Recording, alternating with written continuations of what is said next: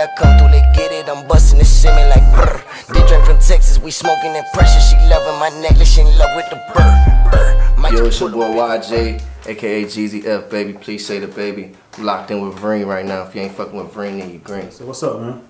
What's going on, man? What's going on? So start off, where you from? I'm originally from Jersey, but I've been in Palm Beach for probably the past 15 years, so I'm pretty much a Florida baby at this point. Pretty much from Palm Beach. Yeah, I moved when I was about 10 years old, so you know what I'm saying? It's pretty much Palm Beach at this point. Okay. And what do you remember, like, what makes Palm Beach different from Jersey? It's just faster. It's were you making music like prior? Nah, I wasn't making. I started making music when I was probably like 13. It's way faster. I think just being down here it's just a different lifestyle than Jersey. It's a lot faster. You feel me? You see a lot more stuff down here. It's a lot crazy. It's faster world. And what was it like growing up in Palm Beach? Like, what's your craziest experience? Palm Beach? Yeah. I don't know. I mean, you just see a lot of crazy things going on. I stay out the way. I kind of do my own thing. I stay low key. I focus on my music and stuff like that. So that's really my main thing. You see all the crazy things that going on, and you just kind of hope to stay out the way and stuff like that. You know what I'm saying? Okay. And what are some of the fun things you can do in Palm Beach? You go catch me downtown most of the time. I'm always in the club, smoking, drinking, having a good time, stuff like that. You go catch me at the clubs and certain stuff like that. After do brunches or some shit. Sure. All the fun. I'm with the girls, smoking, chilling. Regular vibes. Okay. And how long you been making music? I've been making music since I was like probably I'll say 13. It kind of started just as like some fun like freestyle type stuff. Me and my friends making videos and stuff. Just kind of posting them. People like thinking they was funny or they was cool or they, you know what I'm saying. And then I kind of started taking it more serious when I was like 15. I had moved from Palm Beach to Broward for a year. I went to Stoneman Douglas actually. Yeah. Shout out to everybody. Prayers for everybody that was at Stoneman Douglas. But yeah, I was there for a year and I kind of was away from all my friends and stuff like that. So at that point, I was kind of like more focusing on music and getting real serious with it and really diving in it the way that I was supposed to be diving into it. And who influenced you? Like, was it an artist? My favorite artist, Lil Wayne, for sure. You feel me? That's where I get the Jeezy F from, YJay F. But Pimp C, Wayne, Outkast, old Kanye, like original Kanye, like the first couple albums type stuff. I really like everything though. Like I came from a household that got a lot of different mixture. Like my dad listened to like rock music, my mom gonna listen to pop music, like. But she also put me on she'll put me on like Nelly, Shaggy, Public Enemy, like kind of the more broader artists and stuff. So I got a wide variety. It kind of shows in my music too that I can kind of like play with different styles and stuff. I don't have like a main style, I would say. I don't really have a main style. Versatile. Yeah, I'm versatile. Definitely versatile. Okay, so you say you've been making music about 15 years. So what's your drive to continue making music? I mean, ultimately, I want to own a record label. I want to open up just opportunities for other artists and stuff like that. I see a lot of the stuff. I was signed to a deal when I was young, when I was about 17. So I just want to open up those doors and show other artists, young people, and give those opportunities that, you know, I was given and stuff like that, and be able to see the game and learn the game and not really cheat nobody out the game, because there's a lot of people cheating and just kind of really doing it off the pure love and stuff. That's why I really want to be in a situation where I'm able to reach out and be able to touch certain artists like that and be able to get them in a situation. Okay, you say you were signed? Yeah, I was signed to a label. What was the outcome of the whole deal? I was signed. I was signed to a group. There was 4 of us. It's 5 of us. It's called GME, Get Money Entertainment. One of my friends' dad was actually the record label owner, and they had a partnership with Universal. We were signed there. Everything was pretty good. We know we had a song that was buzzing on the radio, buzzing across the different states and things like that. We were moving around. I was always constantly recording in the Hit Factory all the time, from 4 p.m., 4 a.m. all the time. And I'm going to school at the same time. I'm skipping school, doing all this stuff. Everything was good, you know what I'm saying? We was getting money. They were giving us cars, giving us jewelry, clothes, stuff like that. So we was living good. But ultimately, it kind of fell apart. We went to Atlanta for artist development training, and basically start learning how to perform and how to perfect the craft, things like that. And when we came back, one of the members ended up getting locked up, and he went to jail for about 2 years.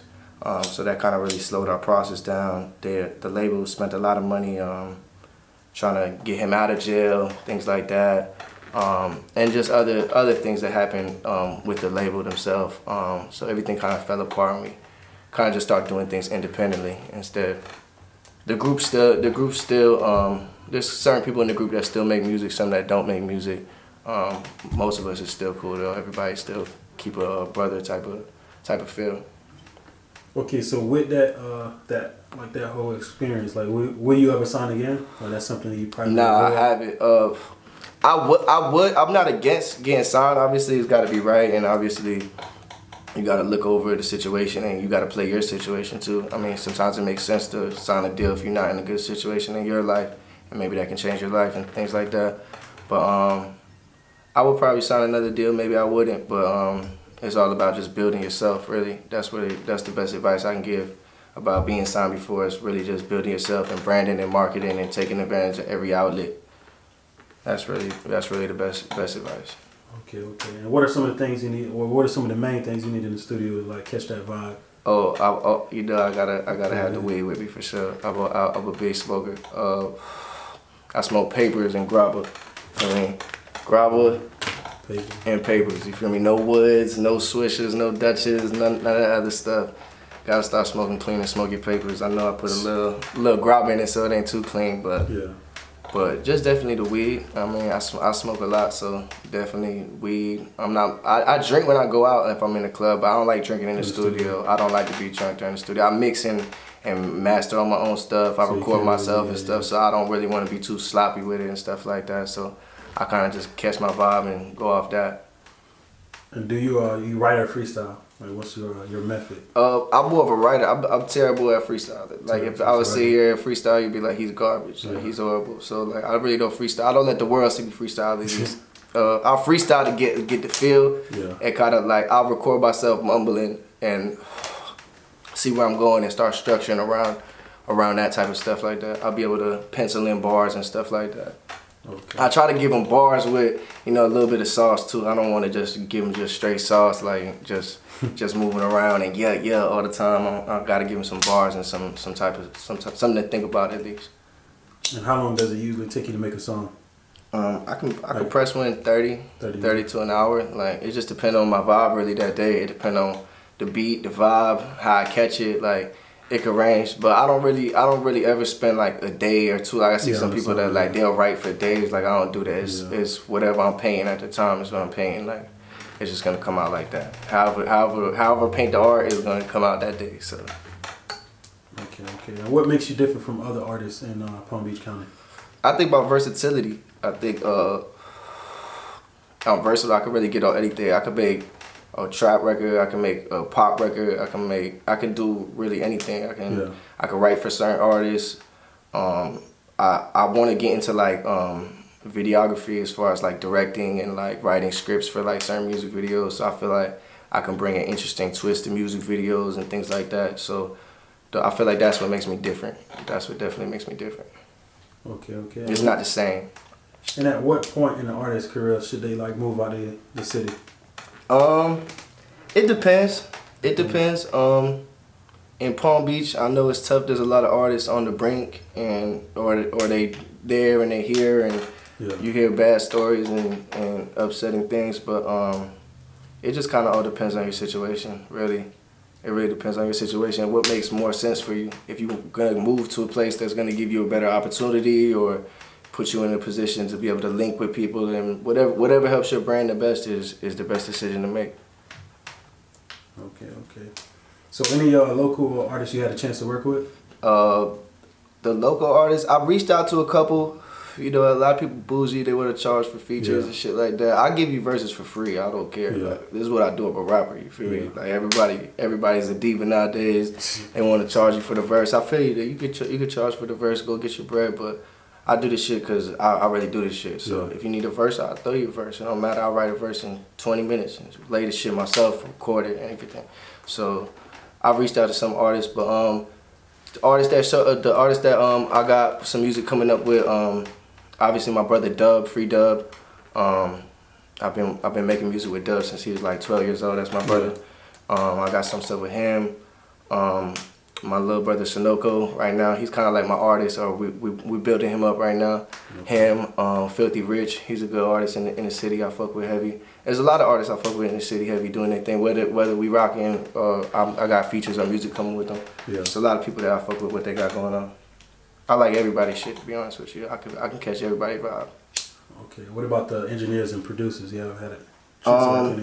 Every definitely one of the homies for sure. Every be over here all the time. We chop up music, talk music, cook beats. We don't make as much music. We just kind of more homeboys than everything. We kind of just be kicking it and just chopping it and shit like that.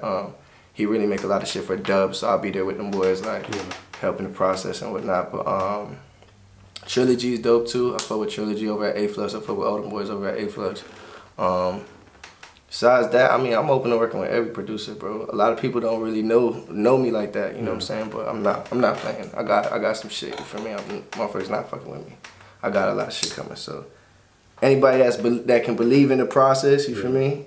You feel me? We rocking. You feel me? That's how we rolling. So is there any local artists that you look forward to working with? You feel like y'all make a hit? I feel like I could really rock with anybody. I got a lot of tracks with some artists too. I got a whole mixtape covered with my boy Big Body. Let's Get Buddy Gay and everything. We got a whole thing. We got a crazy chemistry, and that kind of just came organically. And we kind of thing. I'm all about like organic vibes. I don't want to force it. You feel me? You feel me? We might meet and link up, and we gonna chop music and make something dope. You know what I'm saying? I could work with anybody, honestly. I like everybody's vibe. Like I said, I fuck with everybody's vibe, and I'm versatile enough to be able to put myself in a situation where the song makes sense and makes the chemistry in the right spot. I know what I'm doing musically. Okay. So for up and coming artists, which of these three things you think is the most important? You got the money, you got the clout, or the talent? Money, clout, or talent?